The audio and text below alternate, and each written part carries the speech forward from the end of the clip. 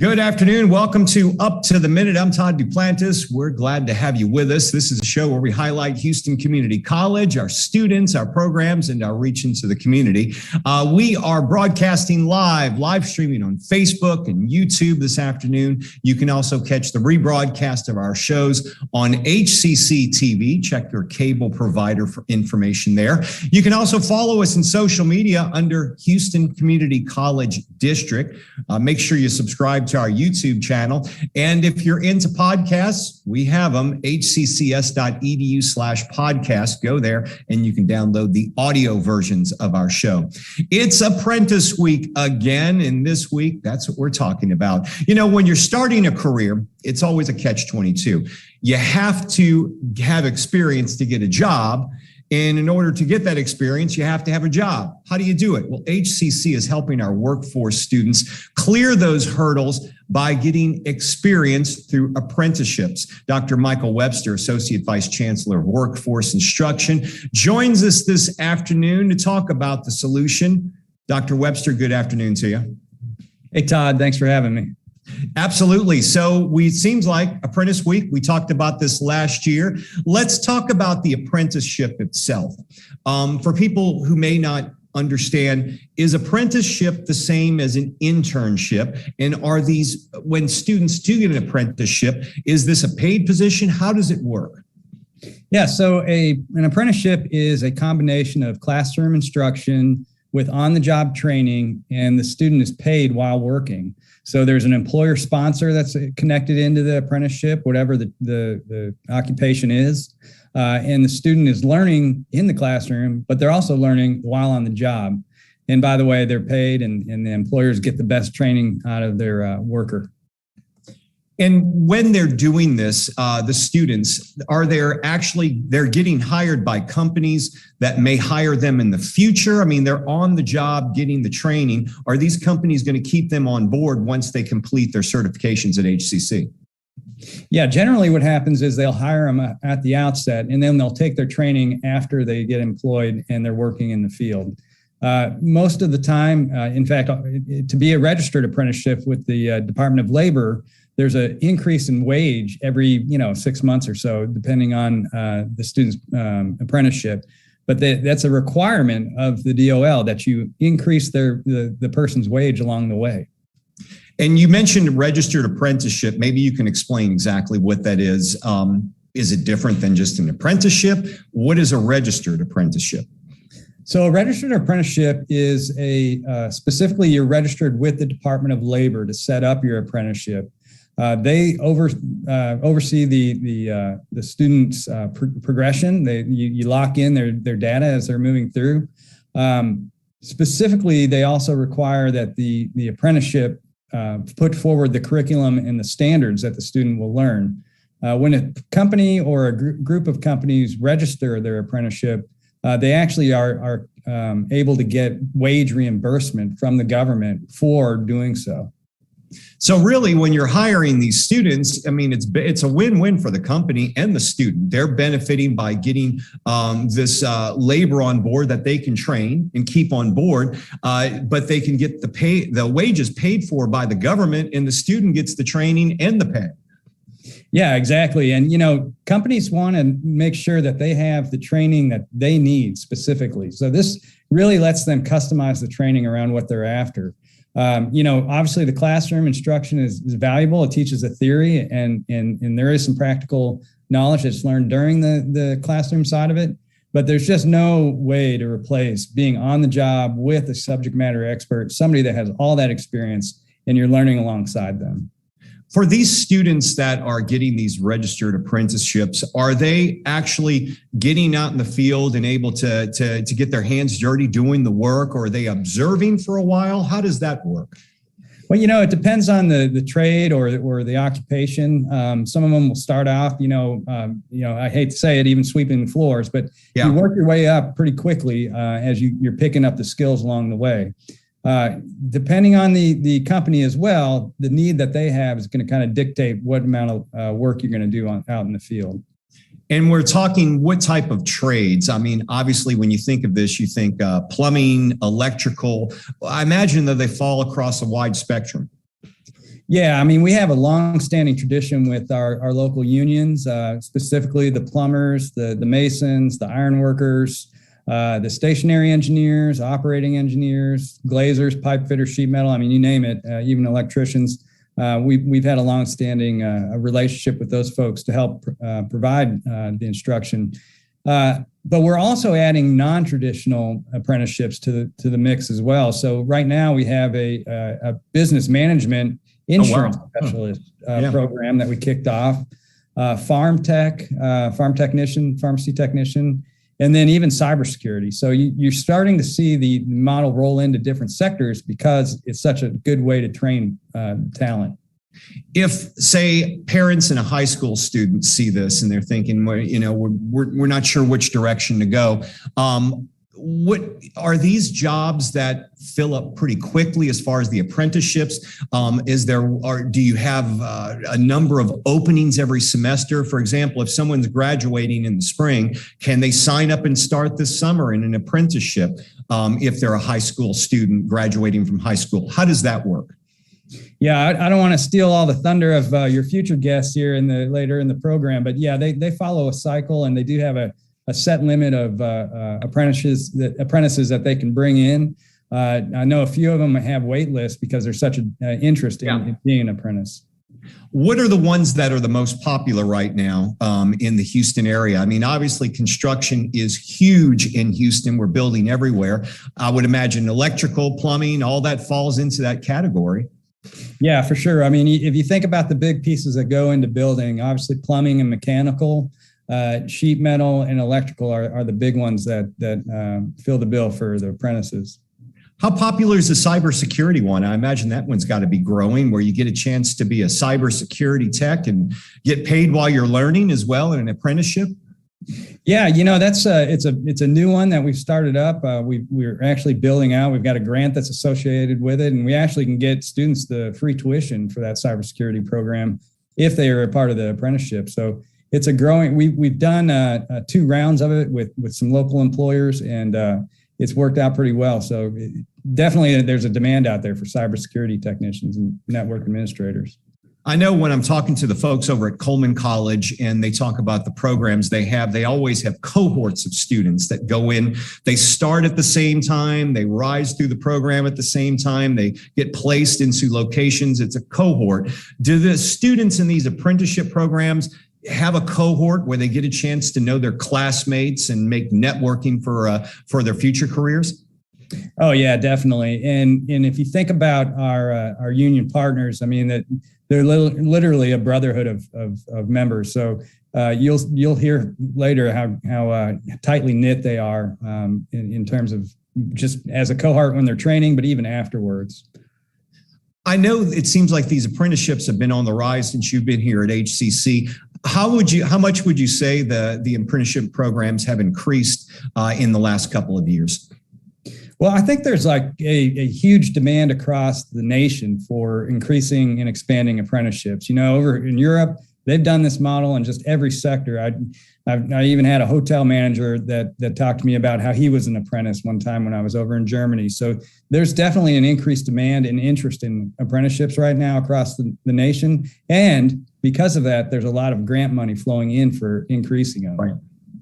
We've been talking with Dr. Michael Webster, Associate Vice Chancellor of Workforce Instruction. Of course, we're talking about Apprenticeship Week here at HCC. Coming up, we're going to be talking with trade unions and see how they support apprenticeships. Stay tuned. The topic returns right after this.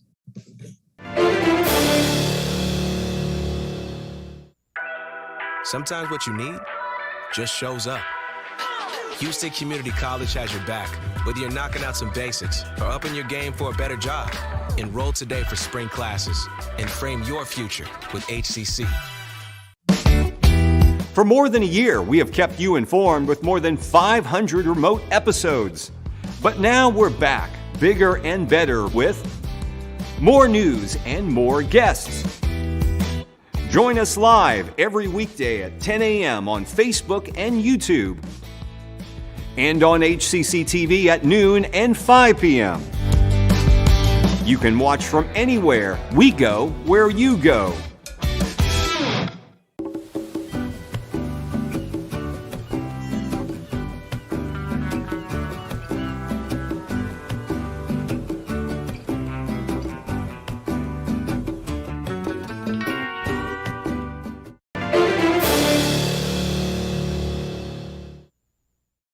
Welcome back to The Topic. I'm Todd Duplantis. Thanks to all of our audience joining us on Facebook Live and YouTube. We're here every Tuesday afternoon, 1 p.m. Put it on your calendar. Also, find us in social media under Houston Community College District. Make sure you subscribe to our YouTube channel. And most importantly, look for us on cable. We're on HCC TV. Check your local cable provider, and you can watch the rebroadcast of all of our shows and our other content we produce on HCC TV.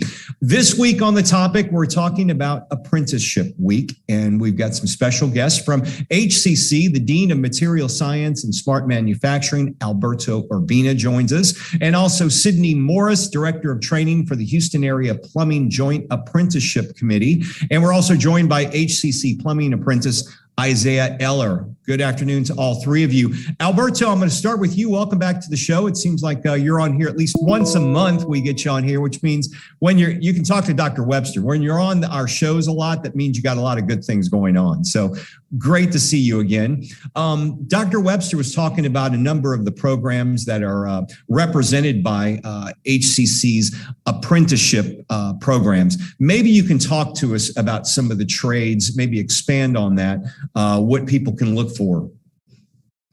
Absolutely, Todd. Thank you for having me today. But Houston Community College has a very rich history of partnering with different local apprenticeship providers, such as Local 68 Plumbing Union, which Sid is a training director for that. But the college has over 13 different partnerships right now, such as the one with the plumbers, also with the independent electrical contractors, with the local sheet metal union, with the cement masons.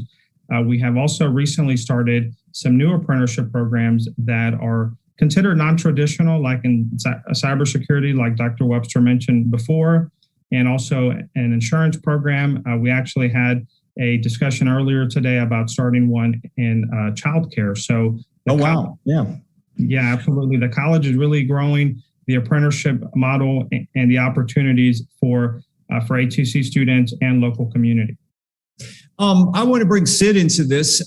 Sid, you're the Director of Training for the Houston Area Plumbing Joint Apprenticeship Committee. One thing we all learned earlier this year in February is that plumbers are needed in this city all the time, and it kind of proved it when we had the big freeze. Did you? And then I also hear that we're facing a situation where a lot of the older generation are retiring. Is the demand for plumbing up, number one, and do we have enough apprentices to fill the gaps for the people who are retiring? I think we do. Just to your first point, when the freeze hit, then the plumber was everybody needed a plumber. Everyone knew or the phone tree. I probably had 8 calls in the first day of people needing some help. So that's obviously a one-off occurrence, so we definitely don't want to see that very often. I think the average age of plumbers in Texas right now, specifically for our group, is probably mid-40s. The average age of our apprentices is late 20s. I know Isaiah here with me. He's in that age group as well. So we bring in as many apprentices as we can foresee, keeping employed. As Dr. Webster had stated, it's a hand in glove. It's got to be, we have to be able to keep everyone working. So at any given time, we have between 400 and 500 apprentices going through our program. And again, as our contractors' needs expand, then we'll increase our intake of apprentices in that. So I think projection is our growth is pretty static for the last few years. If the economy, and again, coming through COVID is a bit of an anomaly. Yeah. Our trend is normally, probably 2% growth a year. And we've been registered with the Department of Labor and teaching apprentice plumbing in Houston since 1938. So I'm not sure what the number was in 1938, but I know it's expanded, a lot, obviously, since then. And I think if we're to drill down into the data, it's probably about 2% growth a year. I think nationally, it's probably about 10% growth. So I guess the downside of that is, there's a lot more folks that want to get into the apprenticeship program that aren't able to, even though they're qualified and would make fantastic, plumbing apprentices. just because we don't have the spaces for them. Do the apprentice work for, we talked earlier with Dr. Webster about construction booming here in Houston. It seems to really be on the rise, even during the situation with COVID. Do the apprentice work mainly in new construction? Do they work in repair in existing homes, or they do a mixture of both? How does that work? So from my perspective, 90% of our apprentices work in new construction, commercial construction. And the bulk of our contractors, we're very large contractors that, do a lot of work in the medical center and build a lot of schools and that. There's probably about 10% of our workforce does primarily service and repair, mostly commercial, some residential. But those man hours are really trending up. So that's becoming an ever expanding component of our training. And we've added a service repair plumber certification as a requirement for the guys and gals to finish their apprenticeship with. So I'm going to bring Isaiah into the conversation. Isaiah Eller is a plumbing apprentice. Isaiah, maybe you can tell us, how long have you been going through this program, and what's your impression so far? Thank you. I've been going 3 years now. I'm going on my 4th year in January, and I really like it. It's been a life changer for me. I actually never expected it to turn out the way it has. The skills that I'm learning, the people that I meet, it makes you, even outside of work, like want to take on new challenges that I would never thought before of taking on. It's changed my family. I've been blessed in just so many ways, and it's exciting every day. And you said picking the brains of the people who've been here for a long time, and just it's good. I mean, we really enjoy it. It's got to be good to know and reassuring to know you're in a profession that's growing and the demand is there. When the big freeze happened in Houston, were you one of the busiest people around? A lot of my coworkers were, I kind of laid low, just try to do things right, but it's there. The opportunities are there. Even now, like you were saying, like the opportunities now just financially, health, just being able to take care of my family. All the jobs before this, it's just like you're working and not knowing, like, how am I want to move ahead, and then I get here and I work just as hard, but I'm continually, steadily moving ahead, and it opens doors for many other avenues along the way. So, did you get a series of certifications as you rise through the program? Is that how it works? Well, later on in the program, as you start to finish, you can decide some of those things. Right now, it's generally when you finish, everybody's going to be a journeyman. And then from there, once you have your license and stuff, you can pretty much, the doors really open up, and you can just keep going from there, wherever you want to go, get your master's or continuing education, and you have a really good start.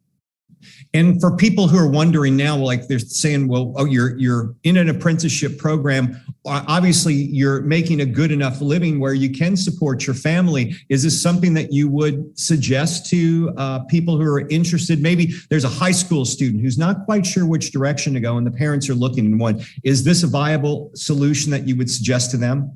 Yes, absolutely. I wish I could get almost everybody. Sometimes I have to stop myself. Like, maybe that's not their path, but I always like telling people, you see them working hard and feeling like they don't know how to move forward. And you're like, hey, listen, I was in that boat. This can really change your life. Give it a chance. So. Absolutely. We've been talking with Isaiah Eller. He is a HCC plumbing apprentice. We also had Sid Morris, Director of Training for the Houston Area Plumbing Joint Apprenticeship, and Alberto Urbina, HCC Dean of Material Science and Smart Manufacturing. Thanks to all three of you for being here. We're going to take a short break on the topic. When we return, we'll look at a new generation of apprenticeships. Stay tuned. The topic returns in 60 seconds.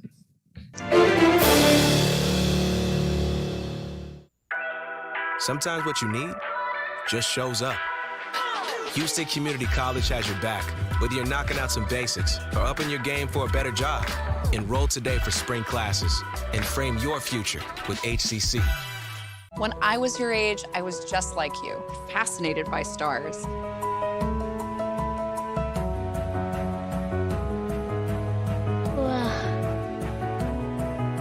But now I get to search for life in the universe. And who knows, maybe life is looking for us too. So we're like aliens to them? Yeah. Does anyone want to be a scientist now? I do. Awesome. We need more girls in STEM. Maybe we can find aliens. Things could be stranger, but I don't know how. I'm going through changes, through all of the strangeness. I'm going through changes now.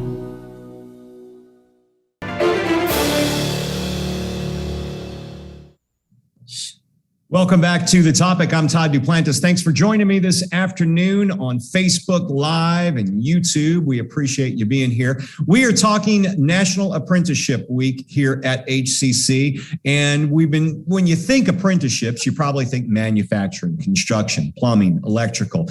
But apprenticeships now, as you've heard in the show, cover a wide variety of fields. We're joined by Juliette Manning, Apprenticeship Navigator Coordinator, and HCC students Elvia Sinay and Renee King. They'll tell us about the Walgreens Pharmacy Tech Apprenticeship Program. Good afternoon, ladies. Thanks for being here.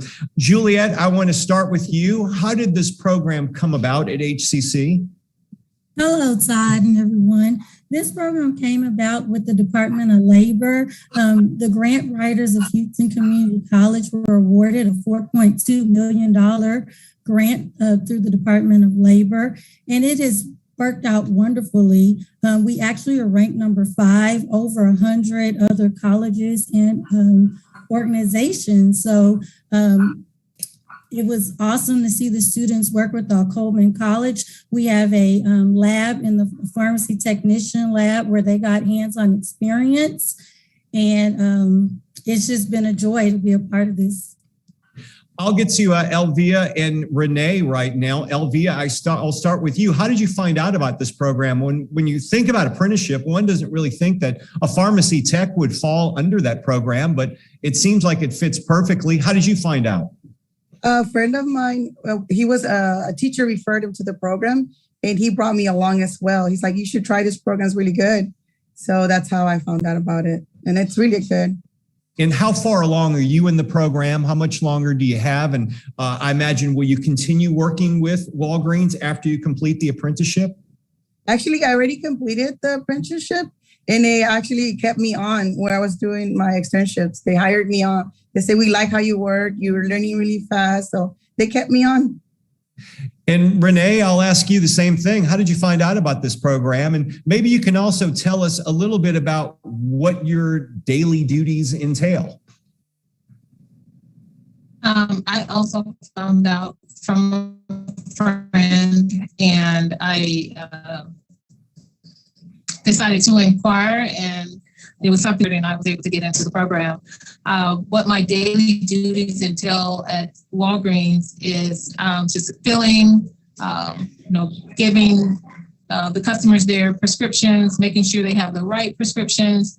Everything that we learned in class is basically what I do on the job as well. Have you completed the program? How much longer do you have left, if not? I have also completed the program.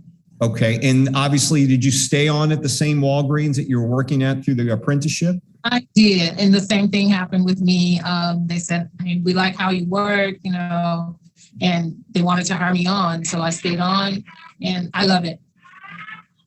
Juliette, this has got to be a great selling point for the program, is, having your student techs getting a chance to work in the field permanently, at least when they complete the program. Yes, and I also would like to add that Renee has also passed her exam. She utilized our study material. She met with me and got the study books that was provided. So just to add on with that, Renee has completed all the way to the end, to even to the point where she has now became a registered pharmacy technician. And Elvia is on her way on as well to finish to getting her license. And Juliette, do the students take, like I was asking the last student that we had in the last segment, do they take a series of certifications as they progress through the apprenticeship?